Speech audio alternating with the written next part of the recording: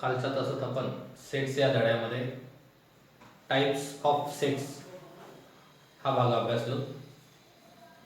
त्यामध्ये 4 टाइप्स असतात.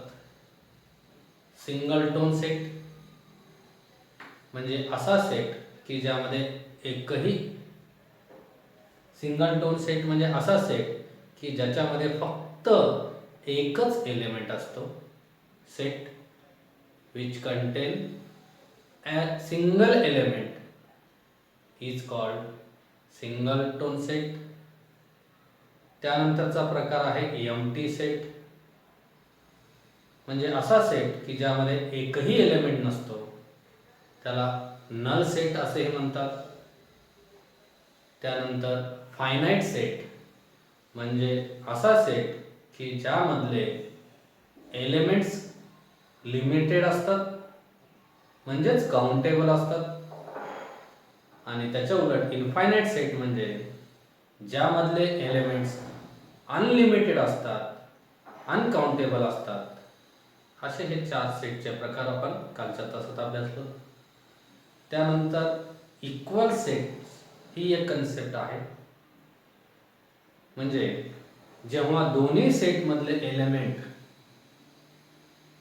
सेम असतात आणि तेवढेच असतात. Number of elements are same and namely same. फक्त एलिमेंटची संख्या सारखी असून चालत नाही, तर दोन्ही मधले एलिमेंट तेच असले पाहिजेत, तेव्हा ते इक्वल सेट म्हटले जातात. आता प्रॅक्टिस सेट 1.2 मध्ये कालच्या तासात पहिला आणि दुसरा प्रश्न आपण अभ्यासलो. तिसरा प्रश्न आज अभ्यासायचे. Which of the following are empty sets and why. बघा खाली 3 सेट दिलेले आहेत. यापैकी कोणते सेट एम्प्टी आहेत आणि त्याचं कारण काय हे आपल्याला सांगायचे. पहा number 1, A is the set of all a such that मग a ची ही property a is a natural number smaller than 0. बघा a हा सेट आपण लिस्ट मेथडने लिहूया. हा रूल मेथडने दिलेला आहे आणि मग लिस्ट मेथडने लिहिल्यानंतर ओळखायला सोपं होतं की हा एम्प्टी सेट आहे किंवा नाही. मग ए हा अशा ऑल ए चा सेट आहे. मग असे ऑल ए ज्याची प्रॉपर्टी काय कंडिशन आहे त्याची, A is a natural number but smaller than 0.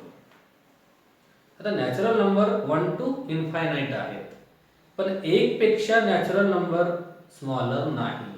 इथं तर स्मॉलर दॅन 0 म्हटलंय आणि स्मॉलर दॅन 0 म्हणजे -1, -2, -3, -4 हे नंबर होतात आणि हे नंबर इंटिजर्स आहेत, हे नॅचरल नंबर्स नाही. याचा अर्थ या सेटमध्ये एकही एलिमेंट येत नाही, म्हणजे सेट ए हा एम्प्टी सेट आहे. एक तर असं लिहितात किंवा हे फायच्या चिन्हाने दर्शवतात. याचा अर्थ दोन्हीचा अर्थ सारखाच आहे की ए हा एम्प्टी सेट आहे किंवा याला नल सेट आहे असं म्हणतात. याचं रिझन असं लिहिता येतं, because there is no natural number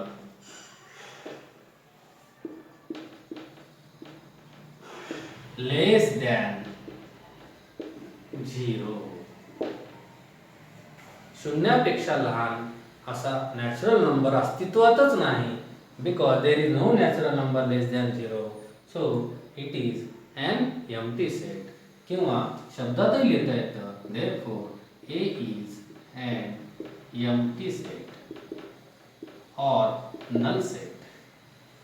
okay, हे कसंही लिहा तुम्ही, चिन्हाच्या द्वारे लिहा, शब्दात लिहा आणि कारण लिहा. there is no natural number less than 0, therefore it is an empty set.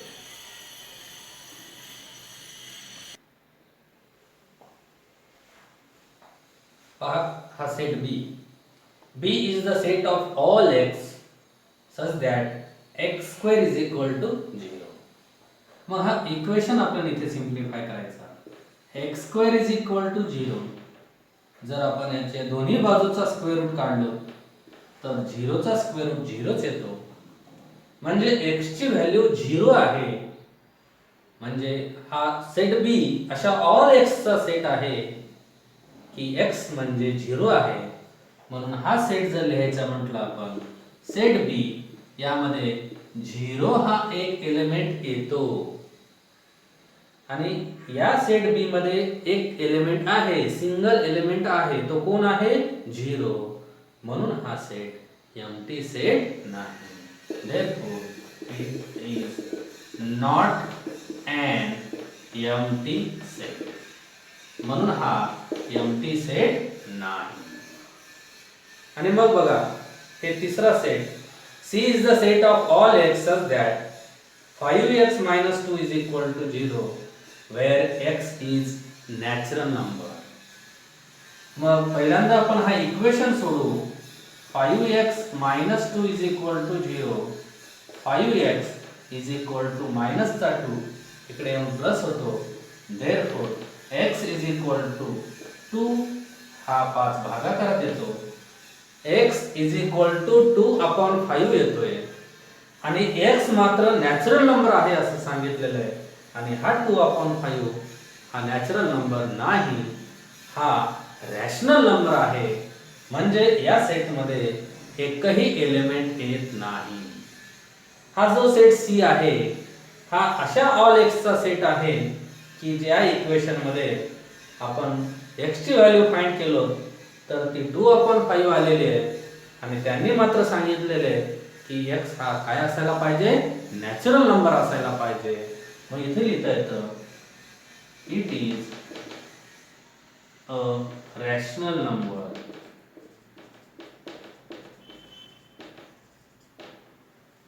हा रॅशनल नंबर आहे आणि x मात्र काय आहे? नॅचरल नंबर आहे.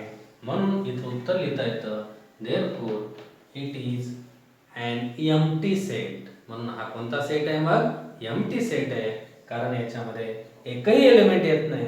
आपण x ची जी व्हॅल्यू फाइंड केलो ती 2 upon 5 आलेली आहे. आणि 2 upon 5 it is a rational number. किंवा याला असे लिहिता येतं it is not a natural number. So set C is an empty set. कळलं? अशा प्रकारे आपण यापैकी हा सेट एम्प्टी सेट आहे, हा सेट एम्प्टी सेट आहे आणि या सेट मध्ये एक एलिमेंट आहे. म्हणून हा सेट मात्र एम्प्टी सेट नाही.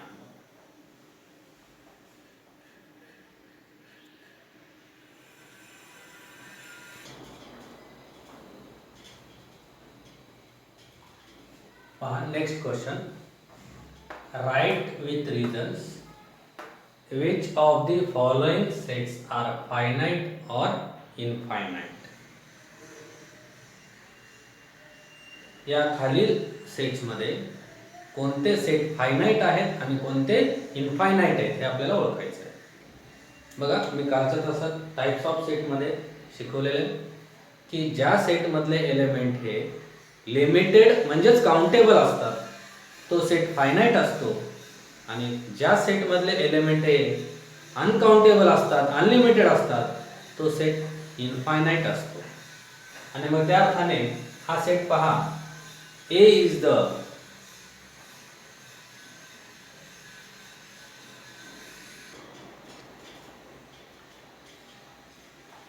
is the set of all x such that x is less than 10 and x is a natural number. काय प्रॉपर्टी x ची? x हा नॅचरल नंबर आहे आणि तो x लेस दॅन 10 आहे. मग आपण हा सेट लिस्ट मेथडने लिहू.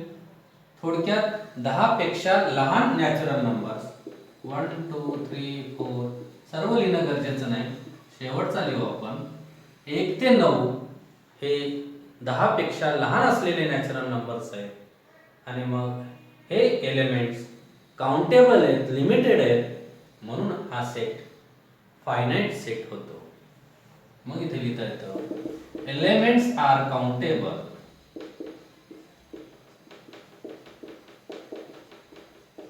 therefore this is and this is a finite set. म्हणून हा कोणता सेट आहे मग? फायनाइट सेट आहे. नेक्स्ट सेट पहा. B is the set of all y such that y is less than -1 and y is an integer. म्हणजे y अशा सर्व y चा जो हा B सेट आहे हे y काय आहे? इंटिजर. आणि मग त्याची कंडिशन काय? y is less than -1 -1 च्या पेक्षा लहान म्हणजे -1 च्या लेफ्ट साइडचे जे एलिमेंट आहेत ते एलिमेंट्स येतात यामध्ये, जसं -4 -3 -2. आणि इकडे जर आपण यादी करायची म्हटलो तर हे इनफायनाइट आहेत, अनलिमिटेड आहेत, हे काउंटेबल नाही आहेत. म्हणून इथे लिहिता येतं elements are unlimited, therefore this is an infinite set. म्हणून हा इनफायनाइट सेट आहे.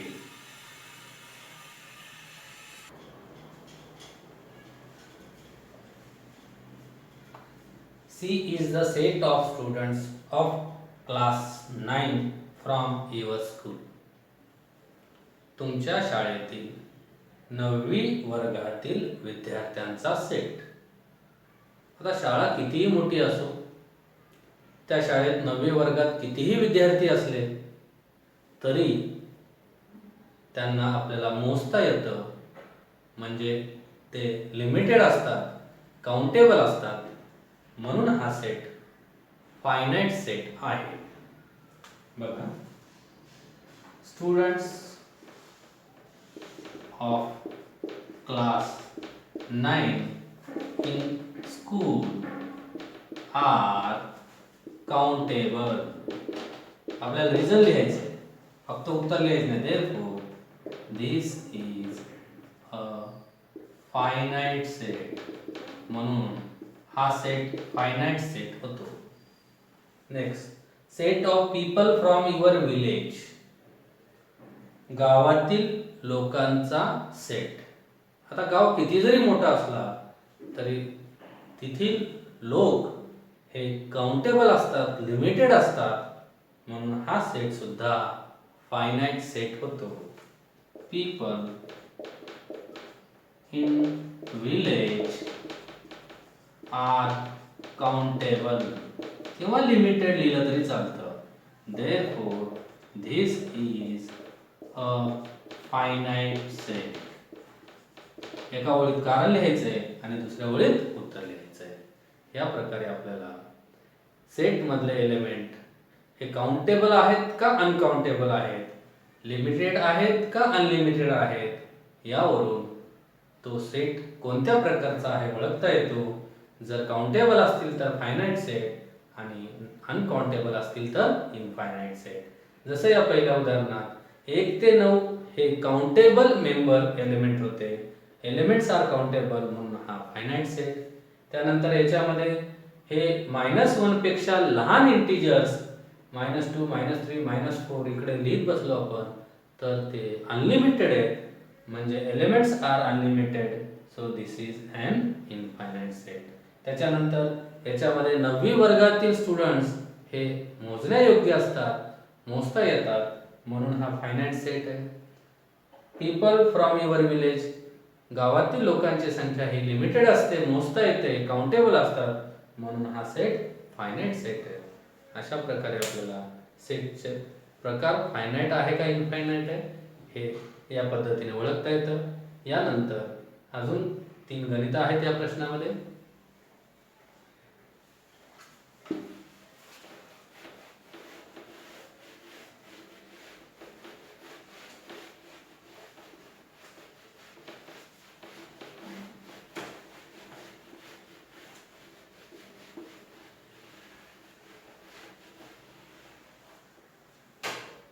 पहा पुढचं उदाहरण, set of apparatus in laboratory.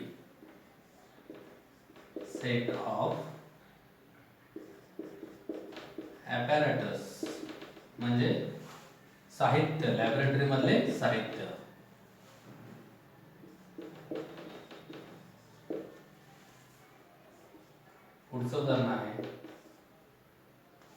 Set of whole numbers. पुढचं उदाहरण आहे set of rational number.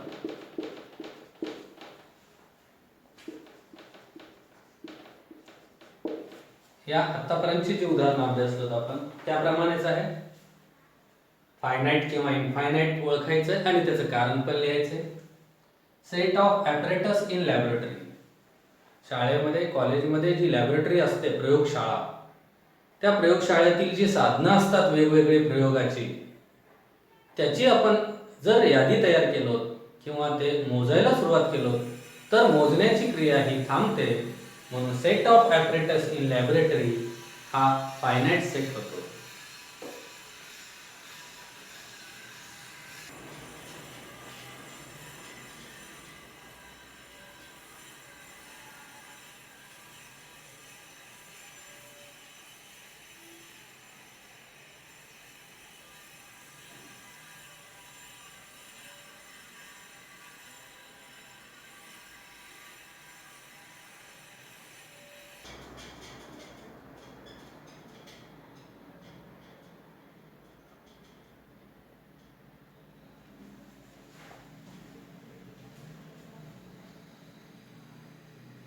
Number of apparatus are countable. So therefore it is a finite set.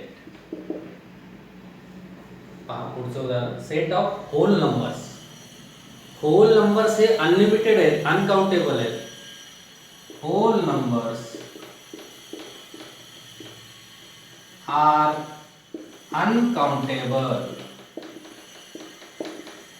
Therefore, it is an infinite set.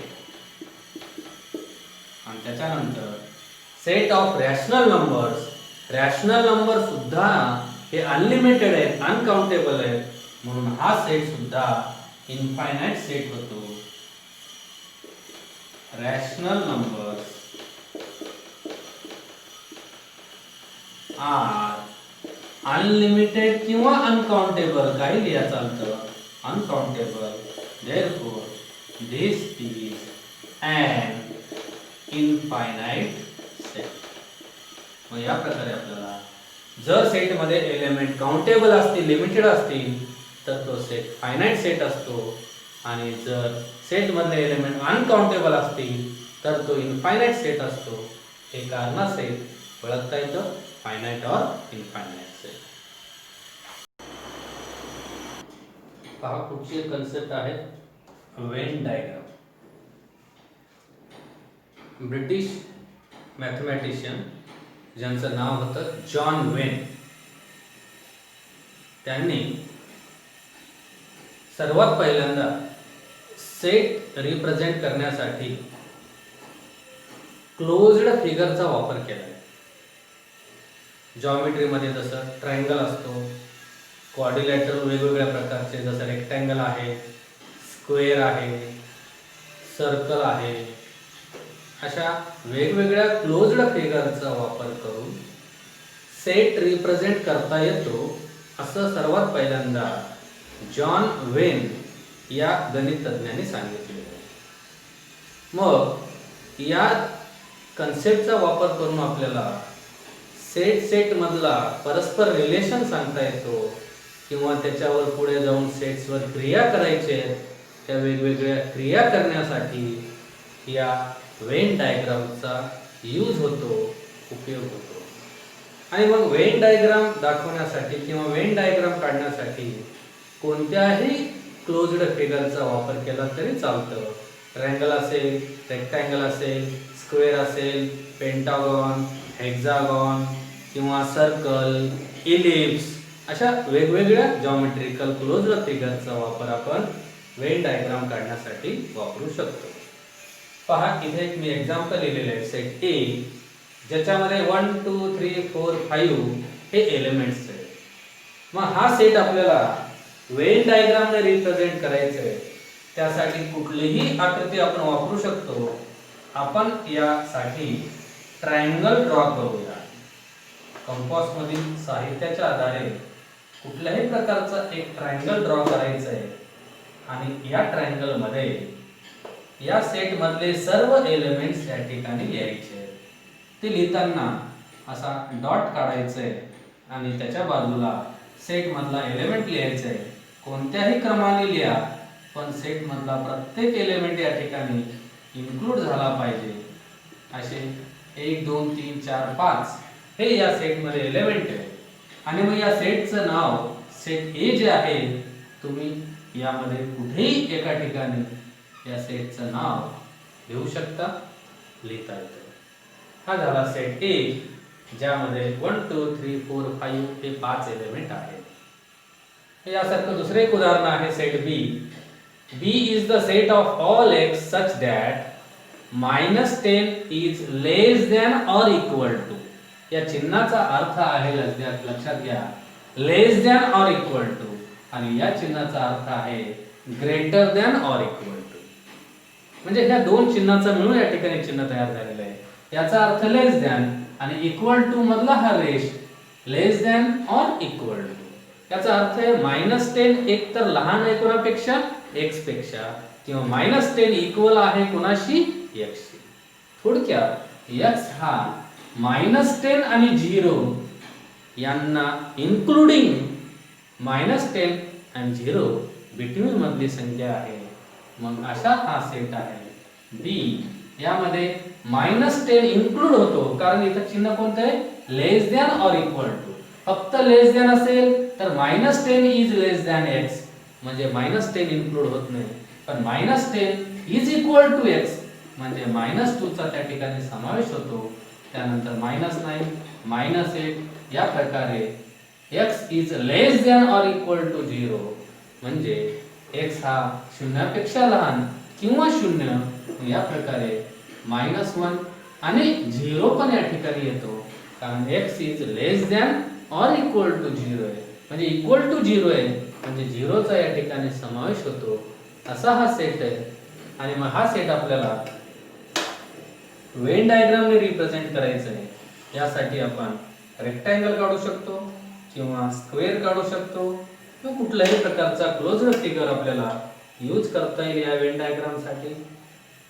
अशा प्रकारे आपण एक quadrilateral काढून या सेटला Venn diagram मध्ये रिप्रेझेंट करता येतं. -10 -9 -8 -7